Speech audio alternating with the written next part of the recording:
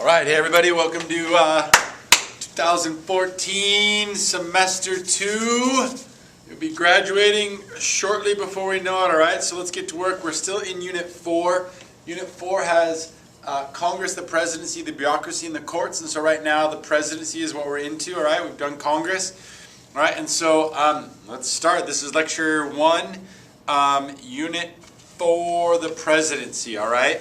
And so this is pages 1 through 3, all right? Now, one of the things you're going to want to notice right off the bat is that, and you can see that in the organizer that I gave you, the president versus the presidency. The presidency is the office created within the Constitution, all right, or the office itself, whereas the president is the individual person. So the individual people are the presidents, whereas the office itself is the presidency. We speak of it as a whole, all right? Okay. And so let's think, we go back to the framers a little bit, and you probably have some instincts as far as the presidency is concerned. I mean, they're very, very concerned with putting power into the hands of one individual, right? I mean, they've just seen the monarchy of King George III. They definitely want to avoid what they believe to be tyranny, and so therefore, you know, they put a lot of power into Congress, and most people at this point probably assume that Congress would be not a tyrannical or totalitarian branch, but definitely the more important branch, just because it reflects the will of the people. Now, here's the thing, is within government, you're going to need, you know, an office that can act quickly, all right? And that's kind of what the presidency was designed to do, is act in moments of crisis, to handle moments of crisis and act quickly, all right? So, a couple things. Some want multiple presidents, a plural executive, right? Some want an executive council that could veto the president. So the president, this executive council, the president would bring ideas, and they could veto his ideas or outvote them. Or have multiple presidents because you're then spending, you know, you're dividing power into the other branches, right? Or into multiple people, and therefore a lack of tyranny, or at least less potential for tyranny, because you're spreading power into multiple people, all right? And then again, ultimately, you know, Alexander Hamilton we have, who wants a life term, because Hamilton wants a vigorous and energetic, as we will see, executive, because he feels that a vigorous and energetic executive is very much good for government, because they can get things done quickly in moments of crisis when need be. All right, so the ultimate kind of compromise between this plural executive, this executive council, you know, this president with a life term. And think about a life term. You know, a president would therefore be unaccountable to the people through elections if you get a life term. You know, and there can be one person in power for a long time, and they don't have to reflect, say, the will of the people or take into account what the people desire, right? Okay. All right. And so ultimately, you know, a single elected president with a fixed term of office. That term of office is 4 years, which we'll get into in a few minutes. Now, the framers, again, are, you know, if you make the president too strong, they're tyrannical. If you make them too weak, then Congress runs over them. Because, again, checks and balances exist. You know, they want somebody that can check Congress if they're violating your natural rights. All right? And so, you know, I think it's the Goldilocks theory here. You know, what's the right amount of power for a president? I'm sure we'll probably never have that answer. All right? I mean, because some people probably think that Barack Obama or George Bush or Bill Clinton are doing good jobs at moments, and others are going to have the exact opposite interpretation of those presidents. All right, so again, think about the election. All right, the election is the Electoral College. All right, some want a direct election by the people, but you know, we saw this at the very beginning of the year. You know, the masses are illiterate, the masses are uninformed. You know, the framers don't trust the masses to elect the president in a direct election. Some are concerned that demagoguery will impact how people vote, will be susceptible to demagogues, right, and elect them. Again, communication was poor, so people aren't informed about a lot of issues at that moment in history, and therefore what they do is they ultimately compromise with the Electoral College, which acts as a filter.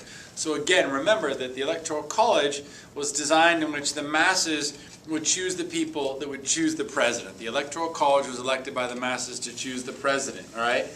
So the people have some input.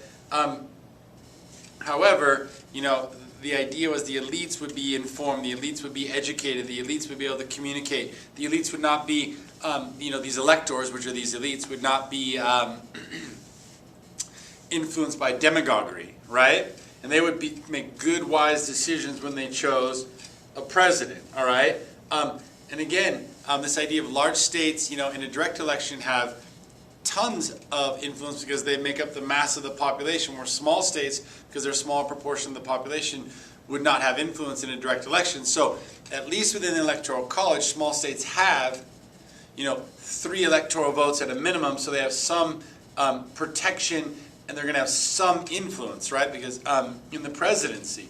And then, again, if it goes to the House, remember, if nobody gets the majority, or which in this case is 270 electoral votes, it goes to the House, which each state gets 1 vote, so every state would have some influence, all right? Now, the idea of term of office. Now, there is no limit on the number of terms a person can run for the presidency when the Constitution was created. That doesn't happen until the 22nd Amendment. But what happens is George Washington, after 2 terms, steps down. And that precedent is followed, meaning presidents will serve 1 or 2 terms, and if they do serve 2 terms, they step down. And that's just a tradition. Everybody follows Washington's tradition. Now, but you get Franklin Roosevelt, who challenges that in the 1940s, right? After he serves 2 terms, after he's elected, he runs for election and is reelected 2 more times, right? Okay, and then, so we'll get to the 22nd Amendment. Now, you have to look at these notes, like 2, 3, and 4 in our notes here, that people generally assume that the presidency would be modest in power relative to Congress. Congress was going to be the leading role in this new government, all right? And then at moments that the presidency would step up in moments of crisis, all right? And that happens with the first number of presidents from Washington to Monroe. But then when we get Andrew Jackson, he's the first kind of a person that is elected to represent the will of the people in the presidency. He's a candidate that represents the masses. And so Andrew Jackson interprets the Constitution in a way that says the presidency can be much more powerful than it has been in the past. And that's one thing you have to remember, that Article 2 of the Constitution is a rule book. It sets these general guidelines, but how people interpret those guidelines, can expand or limit the power of the presidency, right? So, Andrew Jackson interprets the Constitution in a very different manner than the previous presidents and gives himself some power. If you look at these things, he's the first real use of the veto. He uses it 12 times, which is more than all the other people combined before him. So he's defying Congress. He's challenging Congress, saying, no, I don't like this. And he's using that power to challenge Congress. He uses the spoil system. Now, what we're going to learn in the presidency and the bureaucracy is the executive branch's job is to carry out law, to execute law that Congress writes. And to do that, they're going to have the bureaucracy, or the other members of the executive branch, to help them carry it out. And so one thing Andrew Jackson does is he uses the spoil system. All of the jobs in the executive branch, he puts into power people that are loyal to him. And if you put in people that are loyal to you, that gives you a tremendous amount of power. And so to simplify, he's going to be able to basically appoint 100% of the jobs in the bureaucracy, in the executive branch, are going to be people loyal to him. And that means they're going to react and act in a way that he wanted, challenging Congress. Today that's very different. We'll get to that in a little bit, all right? So the spoil system, to the victor goes the spoils, is what Andrew Jackson claimed. And so he uses his appointment power to fill the vacancies in the bureaucracy, which is part of the executive branch, and the executive branch, to help him carry out law in a way that he wants, that sees the world in his vision, the people that are loyal to him, all right? And also, Andrew Jackson ignores the Supreme Court in Georgia v. Worcester. I would like you to get that on your notes. Georgia v. Worcester, all right? If you look it up, you'll find it. And essentially, the Supreme Court said, you cannot allow people to search for gold on Cherokee land. And Andrew Jackson said, sorry, we're going to go get that gold in that land and open that up for settlement. Basically defying the Supreme Court. And we're going to look more into that when we get into the courts as well. All right? And then kind of following Andrew Jackson, you see Congress reassert himself and be the dominant power. But we get moments, we get strong personalities like Teddy Roosevelt. We get strong personalities like Abraham Lincoln, right? They try to give power to the presidency. So we see this struggle back and forth from 1837 to 1934 of Congress and the presidency struggling for power, right, with each other, which I'm assuming that the framers intended that there would be some struggle for power here, right? Now, the one thing, if you think about this, we have Teddy Roosevelt, we have Woodrow Wilson, we have Grover Cleveland, and Abe Lincoln, who are these strong personalities, these strong presidents that try to assert themselves, but for the most part during this term until 1937 or 1932, Congress tends to be the dominant power in our national government, all right?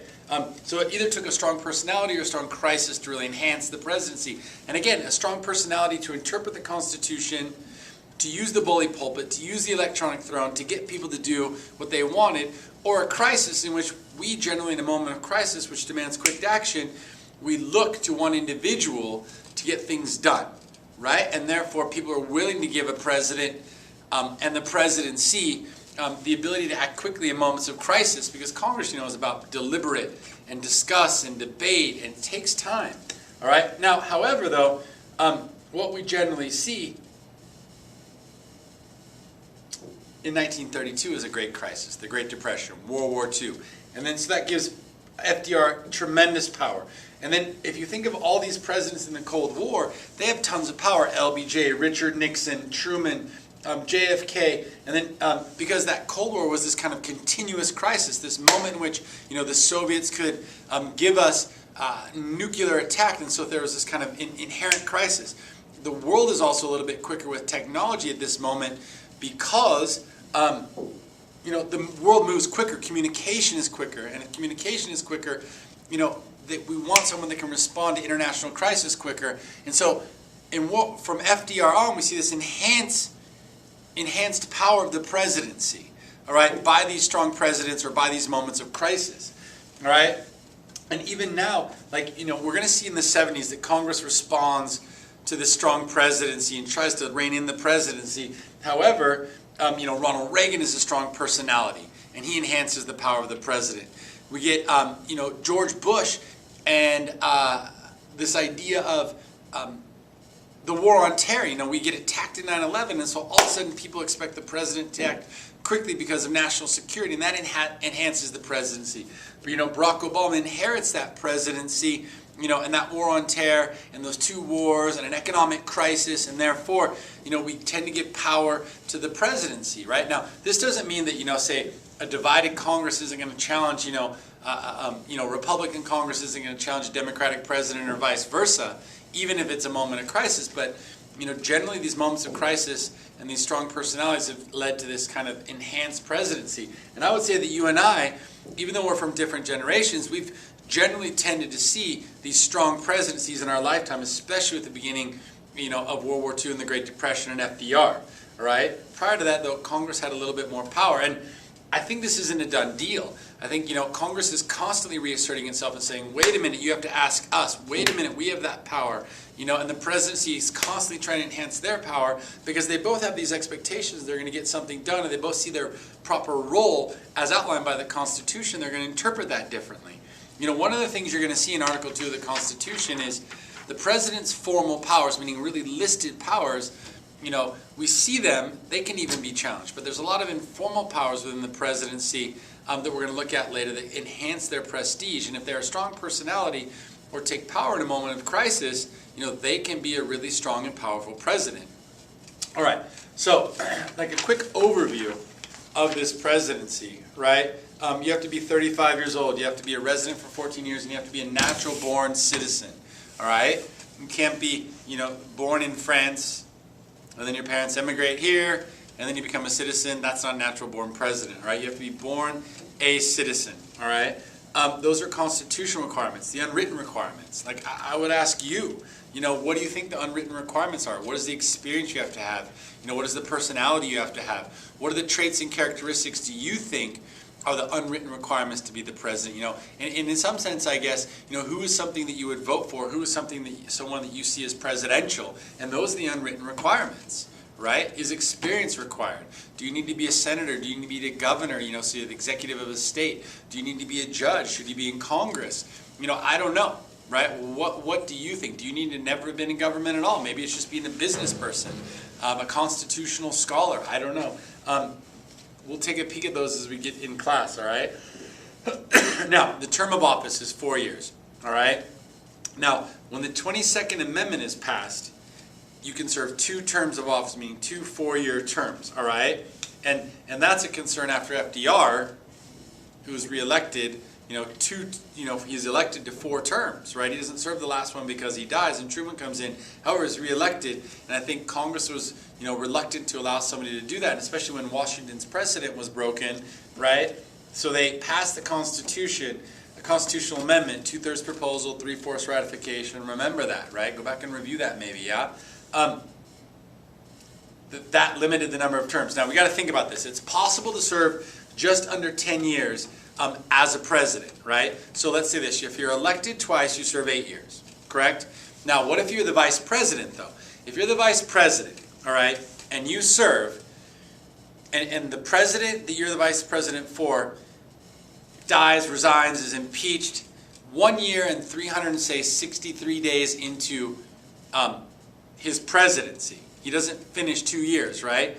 You can then, if you finish that president's term, you can only be reelected once, all right? Now, let's say that president 2 years and 1 day serves for 2 years and 1 day, and you assume the presidency because he resigns, he dies, he's impeached, steps down, that kind of thing. If you serve just under 2 years as the president, fulfilling that vice presidency, right? You step up and you become the president, and you serve just under 2 years, you can be reelected twice. All right? So the maximum is just under 10 years you can serve as president. All right? No one's going to be the president, serve 2 terms, and then they're not going to get to run as a vice president for somebody else because the potential for them to serve longer doesn't exist or isn't allowed. All right? So, now the idea too is that if a president becomes vacant, like the presidency becomes vacant, right? Somebody steps down, somebody dies, somebody resigns, the vice president comes to power. The vice president will then choose or nominate a new VP in which Congress has to confirm that person, right? Now again, we know the whole deal, right? That if the vice president dies before he's inaugurated, then it goes Secretary of State, it goes Speaker, President Pro Tem, and then STD, and then beyond that, right? Okay, now, and that's in the Constitution that's presidential succession, all right?